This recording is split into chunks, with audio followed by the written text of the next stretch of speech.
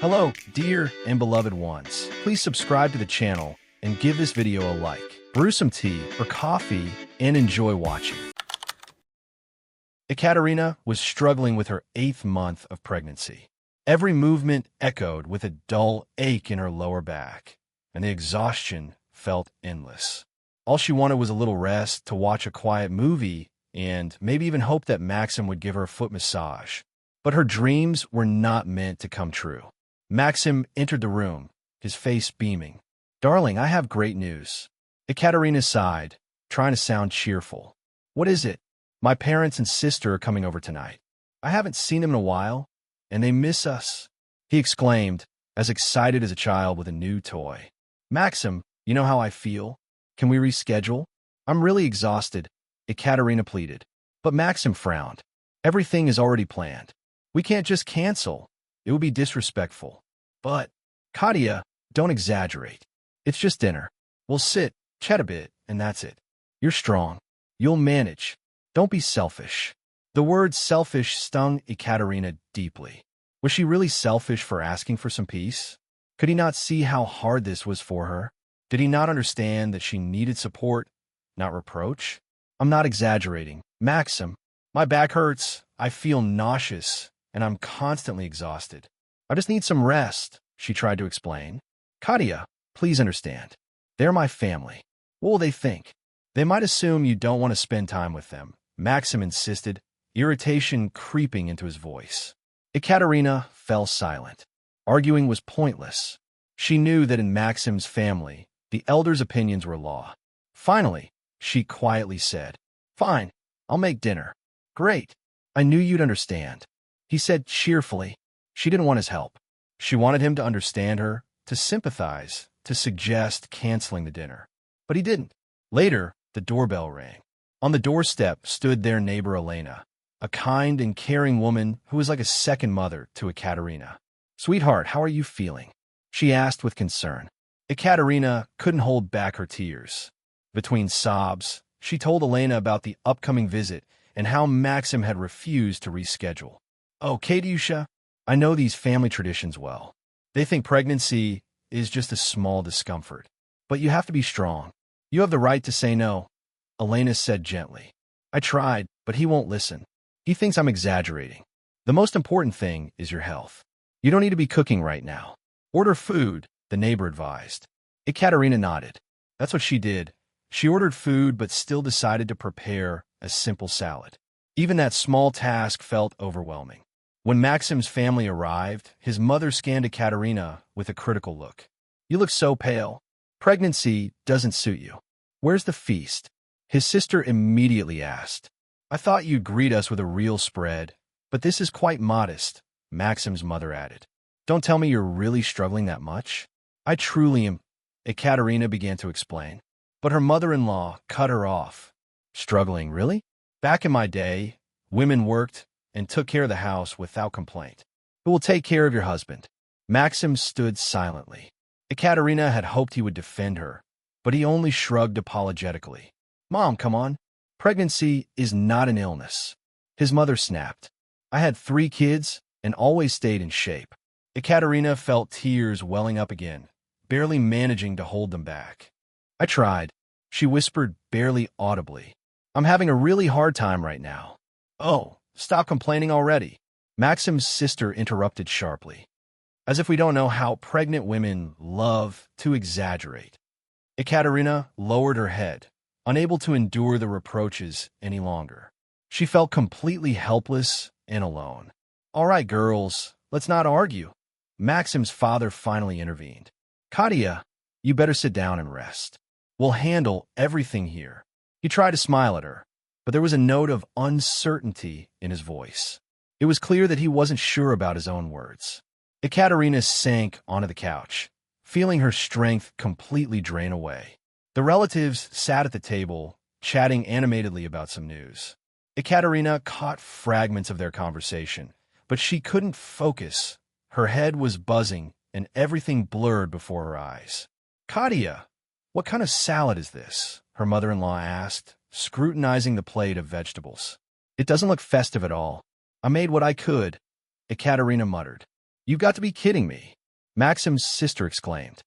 Couldn't you at least make a Caesar salad? That's a classic. Maxim looked at Ekaterina apologetically before turning to his family.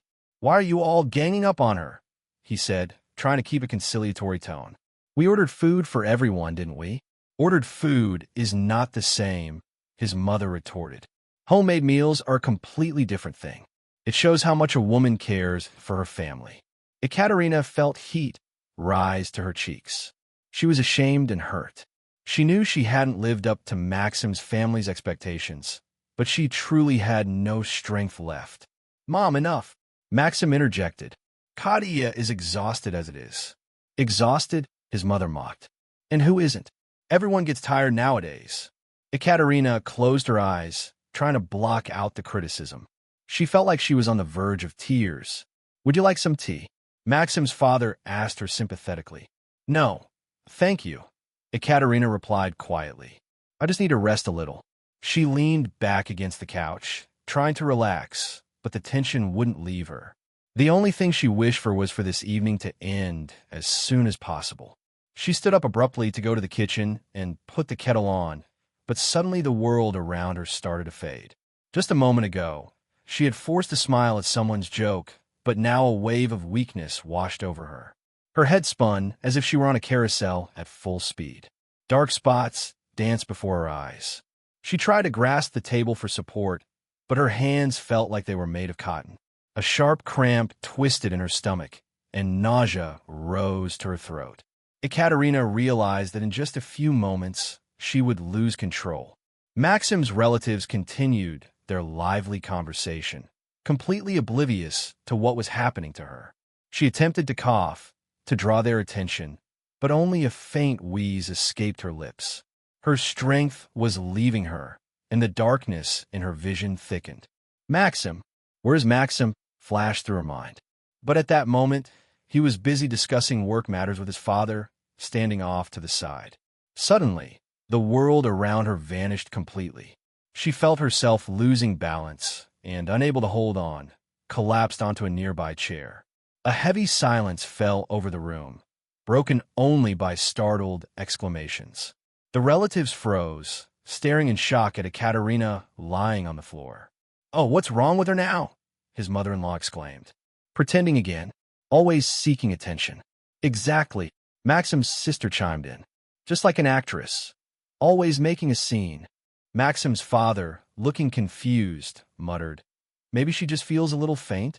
Maxim rushed to Ekaterina's side and turned pale upon seeing her unconscious on the floor. Katya, Katya, what's wrong? He whispered in panic, kneeling beside her and gently patting her cheeks.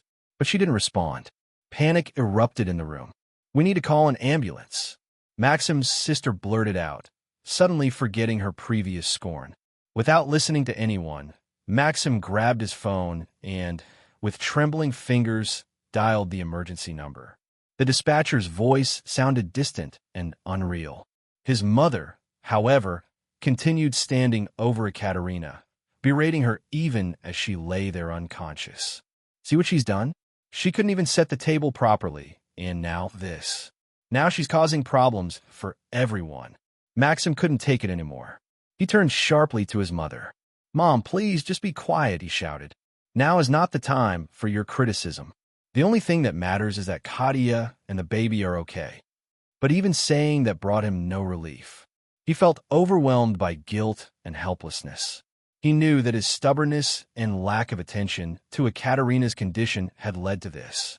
The ambulance arrived quickly. The paramedics assessed her condition and immediately began providing medical aid. In her condition, this is very dangerous, one of the doctors stated grimly. They carefully placed Ekaterina onto a stretcher and carried her out of the apartment. Maxim, feeling as if he were in a daze, followed them. The weight of guilt pressed down on him. At the hospital's emergency room, they immediately took Ekaterina for examination, leaving Maxim waiting in the corridor, completely lost. All he could think about was Ekaterina and their unborn child. Sometime later, a doctor emerged. His face was serious. We need to talk, he said, gesturing for Maxim to step into his office. Maxim, barely able to move his legs, followed the doctor. He felt as if his entire fate was about to be decided. The oppressive silence in the doctor's office only heightened his anxiety. The doctor studied Maksim carefully before beginning to speak. Your wife's condition is stable but serious. She is suffering from severe exhaustion caused by stress and a lack of rest. In her condition, this could lead to serious complications, including premature labor. Maksim lowered his head, silently absorbing the doctor's words, each one hitting him like a whip. You must understand, the doctor continued, that pregnancy is not an illness, but it is a crucial period in a woman's life. She needs peace, care, and attention. What happened today is the result of your neglect of her condition. The doctor paused, giving Maksim time to process his words. Then, he continued, if you don't change your attitude towards your wife, you may lose both her and your child. I hope you fully grasp the gravity of the situation. The doctor's words felt like a sentence. Maksim felt as if the ground was slipping away from under him. He realized that he had nearly made an irreversible mistake. Looking at the doctor with desperation, he asked, what should I do? How can I fix this? First and foremost, the doctor replied, make sure your wife has complete rest and is shielded from stress. Cancel all visits from guests. Forget about work and dedicate all your time to her. Show her that she is important and loved. Otherwise, the consequences could be unpredictable. Maksim thanked the doctor and left the office, feeling completely drained. He realized that he had been selfish and ignorant, thinking only of himself and his desires while completely disregarding his wife's feelings and needs. Now he had to make things right. He had to prove to Ekaterina that he was worthy of her love and trust. He had to become a real husband and father. Soon, his parents and sister approached him. As always, his mother was the first to speak. Well, Maksim, how's Katya? Didn't I tell you she was too weak? Maybe she shouldn't have been burdened so much. Mom, Maksim interrupted her sharply, raising his voice at her for the first time in his life. Enough. Stop blaming Katya. This is all my fault. I didn't listen to her. I didn't see how much she was suffering. I only cared about pleasing you. His sister remained silent, lowering her eyes. For the first time in a long while, Maksim saw something resembling sympathy in her gaze. He turned away from his family, realizing that he could no longer be around them. He needed to be alone to process everything that had happened.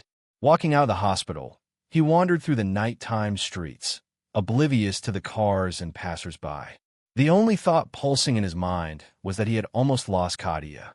When he returned to the hospital, he quietly made his way to the corridor and sat on the same hard chair, waiting for dawn.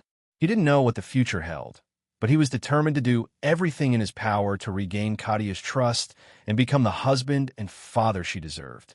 At sunrise, he approached Katya's new hospital room and knocked on the door. Katya turned her head and saw Maksim standing in the doorway, his head lowered like a guilty schoolboy. She remained silent, waiting for him to speak. She looked at him with cold indifference, trying to understand what she felt. She still loved him, but the pain and disappointment were too strong. Maksim took a step forward and stopped by her bed. Lifting his eyes to her, he spoke with pleading sincerity. I know you hate me, he said quietly, and I understand why. I was an idiot. I don't deserve your forgiveness. Katya remained silent. But I promise you, Maksim continued, I will make things right. I will be the best husband and father. I will take care of you and our child.